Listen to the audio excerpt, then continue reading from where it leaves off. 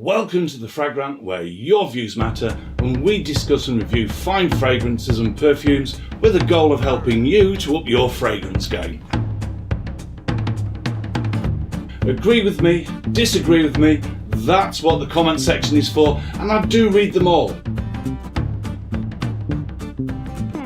Atkinson's is one of my favourite fragrance houses. It's a house that I've researched the history of in detail. A true rag to riches story, a fragrance house that not only engenders the 19th century, changing the social status of the lowly to a penny perfumer, but also the changes seen throughout the perfume industry in the 20th and 21st centuries. There will be a video on the history of Atkinson's later in the year. You'd never guess I'm a historian, would you? Oud Save The King is part of Atkinson's Oud collection, launched in 2013 to celebrate the 200-year anniversary of the Atkinson's brand. The perfumer is Amandine Clerc-Marie, who has created fragrances such as Mugler, oh dear, and Nuit, Tresor and Santal Kardamon for Lancôme. Oud Save The King is partnered with Oud Save The Queen, but like all Atkinson's fragrances, they are fragrances for both men and women. Both fragrances are inspired by the relationship between Crown Prince Mohammed Al Ibrahim of Egypt and American actress and director Mabel Normand. In the case of Oud Save The King, there is a nod to Mabel's favourite Earl Grey tea, the Crown Prince's alleged love of all things British, and his status as Crown Prince of Egypt. Let's take a look at the presentation, which I have to admit is ostentatious. Gold 100ml flacons with a black and gold label bearing the Atkinson's name and coat of arms. The top is magnetic and it fits securely, and it bears the Atkinson's coat of arms with a basket weave knurling around the surface. Before we get on to specific notes, particularly oud, I want to talk about accords.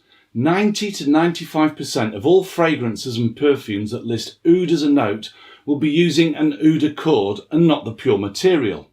An accord is the basic building block of perfumery. It's an amalgamation of several different materials that when combined reproduce an exact identifiable scent. For example, jasmine, bergamot and violet will produce a tea accord. So why use an accord instead of the actual material? Well, there are three reasons. The first is the cost. In the case of oud is really, really expensive. Second is uniformity. The oud extracted from one tree smells entirely different to the oud extracted from the next. So a specific oud can only be used in small, limited batches of fragrance. Bulk production requires the use of an accord and puts yet another stake in the heart of the batch number myth. The final reason is concept. An accord is so much more than an ingredient. A perfumer will create an accord and use it to define the core concept of a fragrance.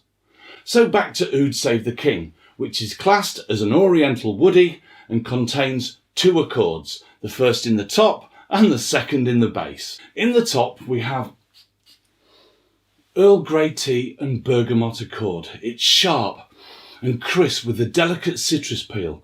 It's also smoky, Earl Grey with a touch of Lapsang Souchong. That was hard to say.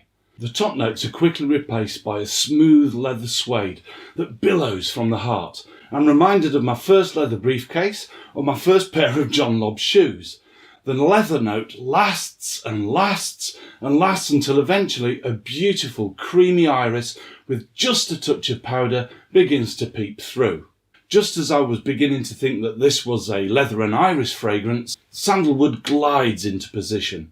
The whole fragrance is like some complicated piece of origami, each note folding and unfolding until finally the fragrance becomes a luxurious whole and the oud accord blossoms into existence. Each note now fits elegantly, woven into place with a light and refined oud. On my skin, projection is excellent, a good 2 arm lengths, 6 feet imperial or 1.8 meters continental on first spray. After an hour of the fragrance going through its pyramid of notes, there's still a considerable projection of over an arm's length. In its final stages, Oud Save The King is softer but still projecting well. It takes a good 8 hours before this becomes a skin scent. The sillage again is excellent. This fragrance is a head turner, and in a good way. People were actively looking for who smelled so good as I walked by. Longevity, yet again on my skin, was excellent. I got a good 8 to 10 hours before opportunity for a wash and brush up and a change of shirt presented itself.